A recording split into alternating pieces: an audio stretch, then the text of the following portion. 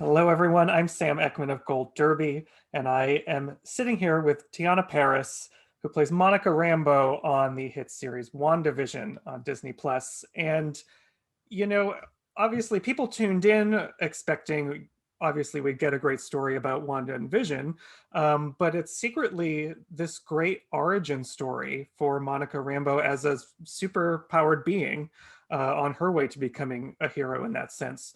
What was your first reaction when you realized that was how the trajectory of the character was going? um, I was beyond excited because they told me that when I found out who the character was, they said Monica Rambeau, the young girl from Captain Marvel. I'm like, oh yes, I know who she is in the comics, but who is she in the MCU? And so I just remember when I went to LA to have a meeting with Mary Lavanos, Matt Shackman, and Jack Schaefer. It's our director, our writer, and our producer. And it was basically like the war room for WandaVision. And I had heard I'd gotten the part like 2 months prior, but then I didn't hear anything. So I was like, the whole time, is this real? I don't know. Finally, this meeting happens. I'm like, okay, yeah, well, if I'm going to LA, it's real. Get in this war room. There's WandaVision, or, Vision and Wanda and board, vision board, not vision boards, previs, Storyboard? storyboards, thank you. Yeah, previs and storyboards. And covering every inch of the wall. And then I saw they had previs of Monica, but with my face, like going through the hex thing. Like, I was so overwhelmed. I just broke out into tears and I just was like, oh my gosh, this is amazing. So that was my reaction when I learned the trajectory of Monica. Had to go take a lap around the office space, and then I run into Kevin Feige and he's like, what are you doing out here? You're supposed to be in there learning about what's happening. I'm like, I'm sorry, I just needed a minute. So he's like, come on, and he brings me back into the war room, and it was amazing. It truly is amazing. Yeah, and this is the first time we're sort of seeing her not as a kid, the one that we saw in Captain Marvel. And I think one of the most affecting scenes you have is the introduction to her in the real world anyway. We see you a bit in the sitcom world, but in the real world, when everyone is coming back from the blip and you're in the hospital, it's chaotic. We find out she's lost her mother.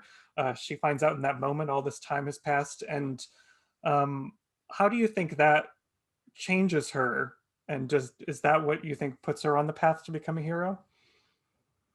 I think for sure what we see in WandaVision is Monica managing her own grief from finding out that while she was blipped, which is a whole other situation to manage and to understand, that she also wasn't there for her mom and by her mom's side when her mother passed. So her dealing with her own grief and trying to, or not dealing with it in a bit of a way, and figuring out, probably unconsciously for a bit of the time, until she makes those own connections for herself, but that this is what is happening to Wanda, and that's the thing that allows Monica to lock in and to become an ally and a support and a voice of reason, to some regard, for Wanda. Because Wanda's spiraling, she's gone, and so for sure, I think that is the Monica's own grief is the flame inside of her trying to help Wanda, which ultimately becomes her becoming a super powered being. Yeah. You have some great moments with Elizabeth Olsen, because grief is sort of percolating at the center of this story for a lot of the characters. And Monica tries to get through to her, but doesn't is not always successful because she is spiraling. What was it like working with Elizabeth on those scenes? Oh man, well, on those scenes in particular, I mean, Lizzie is very intense, and I loved watching her because she's obviously been in this universe for much longer than me, and she's a vet at it. And so while I'm just totally I'm in the scene with her, so I'm supposed to be, in the moment doing that, but I'm also just watching her navigate and manage the text and the script in her entire arc. Like, it was such a monstrous it was a huge task to go through each of these decades with the specificity that you had, and her and Paul and Catherine, for sure, just how specific they were in each time, in each decade, and then to be in these very heavy scenes with her. I mean, I'm a fan. Clearly I'm a fan. And also just how she, on a technical level, was able to keep that depth in the heart and the intensity while there's a million things happening around you, like green screens and flying things and wires. And I was just amazed. And I'm like, taking notes, like, how are you doing this? But she was amazing and very helpful, and it was just helpful to watch her really navigate all of that. She's so good. Is it difficult to work off of if the set is all green screen, for instance? I would imagine you kind of have to just work off of your imagination, or is there a lot of pre-visualization materials there for you? There are a lot of previs. They have previs available, which is a rough sketch animation of what is technically happening, right? What I learned in this process of, superhero land, is that my process, my personal process for acting has to shift a bit, because I am so used to the more naturalistic settings where there are things there and you can interact with that person and those things that you see that are, nothing is going to be surprise in post. For this, I was like, oh, I have to imagine differently and more specifically and ask more questions, because it isn't just me showing up to the space and living in this space freely. Like, I have to be intentional and mindful about asking what is in this space.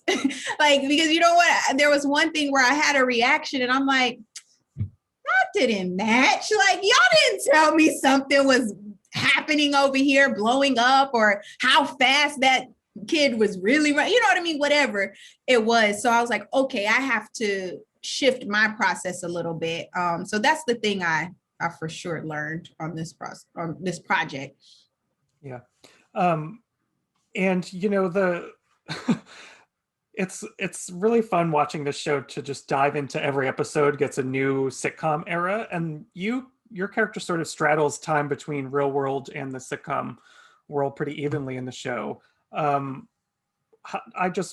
If you could speak on, like, was it as much fun to dive into those different eras as it was to watch it? It just looks like everyone's having a blast. It was fun. And, I got to do like 2 or 3 of the eras, I think. And it was a lot of fun. Just the artistic team that's surrounding this project is just so phenomenal, from the wardrobe to the hair, the makeup. Everyone is just so excellent. And it was just, they've created, like, I came in with my own ideas and imagination, but then these artists have their own ideas and execute it so beautifully and fully. And it definitely felt collaborative, like with the wardrobe and with the hair and makeup, to make me feel comfortable. But it was a lot of fun, like, to be an actor and get to go into each of these different decades and then the real world. It's also challenging, standing in the 50s outfit or 60s outfit like this. Is like, oh no, I'm Monica. I mean, I'm not Monica, I'm Geraldine. I need to be more prim. You know what I mean? So it's a bit of a, but it was a lot of fun. Yeah. And the MCU, because you mentioned coming in with your own ideas, they have a habit of taking something, a well-known story or character from the comics, and kind of doing a little remix for it to fit it into the MCU. So did you feel like you had to do a lot of research and become a comic book expert on Monica, or was it more worthwhile to stick with the scripts? I'm no expert, but I did think that I could try to do it in like a few weeks or months or whatever.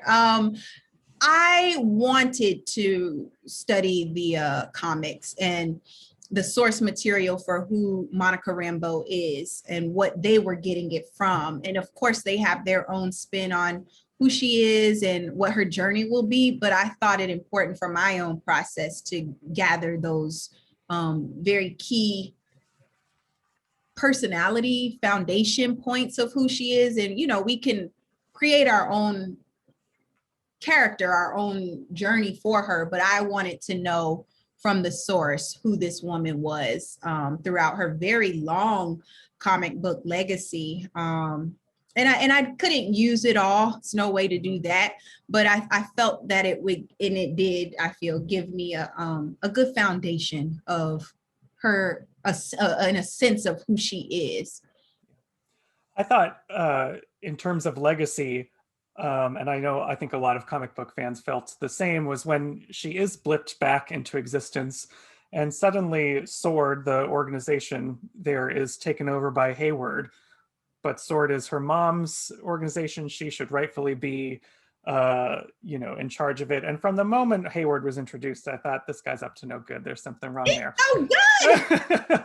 So what is, what goes into, what was that interaction like in terms of having to come back into the world, but like having these other people, this other man is in charge when she really should be?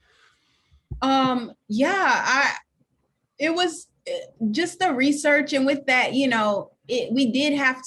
I had to imagine a lot because no one's been blipped before, and then coming back, like, what's changed? What would she have missed out on? And I think for Monica, she is a by the books sort of woman until she's not, where someone says, don't run in there, and she runs head first into it. But I feel like, with her military background, she is very much a by the books person at heart. And so it's like, okay, fine. If my mother said, implemented a protocol that says I can't do X, Y, and Z, then fine. I don't like it, but I'll go with the flow until, it all turns over. And I think she was just dealing with so much that it really, it needed the distraction of work, what she loves, that it was really no time to just argue with him. And she knows she didn't know what was happening at the moment. Like, there are a lot of things that she's just unaware of. So I think that was kind of her thought process. Yeah. And I know, because I thought Hayward was up to no good, I was speculating that he was some supervillain in disguise or something. And that kind of speaks to the fan interaction with this show, and the theories and the speculation and posting just reached insane levels of people grasping at anything. Did you follow along with all that? Was that fun for you or a pain for you? It was both, because it was, my mother is who follows along and she sends it to me. And so I'm like, Ma, I can't speak about this, but she, all of the fan theories she was a part of. I think the one that, I would hear specific ones and I'm just like, I would have to go back to the script or text somebody like, did I miss something? Is that really what's happening? Because I could not know. I could not know, because the audience the fans were finding like the wine bottle label. Didn't know that. I didn't know. And they caught it. You know what I mean? So there were a lot of things like that where I'm like, it is very possible that they know more about this script than I do. And I thought I knew a lot, So it was fun in that way, but it also stressed me out because I was having to do interviews during that time. And I felt like, I learned that the lovely fans will pick apart everything you say. And I'm like, I didn't say it like that. Yeah, I said XYZ, but I didn't mean it in the way you're saying it. And they just pick it. And then it's like, Teyonah reveals it is the truth. I'm like, I didn't say that. I did not say that. So it was very stressful in that way, but it was also fun. At the heart of it, it was fun. So yeah. I imagine it must be a little bit of a relief now to not have to worry about revealing spoilers or anything when you talk about the show. Absolutely. Absolutely. Like, oh, good, it's out. I can't give up any secrets. I can't. I don't know anything that you don't know. And it was recently revealed, I just wanted to mention before I have to let you go, that you're coming back in The Marvels, which is the sequel to Captain Marvel. And the MCU is just this huge, ever expanding universe. So, what is it like as an actress knowing that you have the opportunity to sort of chart this character and explore her across multiple different projects and styles of projects? I mean, listen, that's the goal and the hope. I'm just taking it one project at a time. I'm very much intentional and mindful of the opportunity that I have with this character, her being a Black woman in this universe and on TV and in people's home and on the movie silver screen, all of that, you know, it's special. It means something to me to be able to be that the representation that I longed for as a young girl. So I'm excited. I'm very honored and to have the opportunity to shape Monica Rambeau's journey in the MCU. Like, she's just so epic anyways in the comics that and just so very loved by so many fans, her comic self. So I just hope I don't mess it up, right? It's exciting. I'm loving the ride and excited for what is to come for her. And yeah. Well, I'm excited too. I think I can speak for fans that we all are, and can't wait to see where her superhero journey leads next. So thank you, everyone who's watching. Make sure you subscribe to Gold Derby to keep in touch with us throughout the season. And Teyonah, thank you so much again for sitting down with me. Yeah. Thank you. Bye, guys.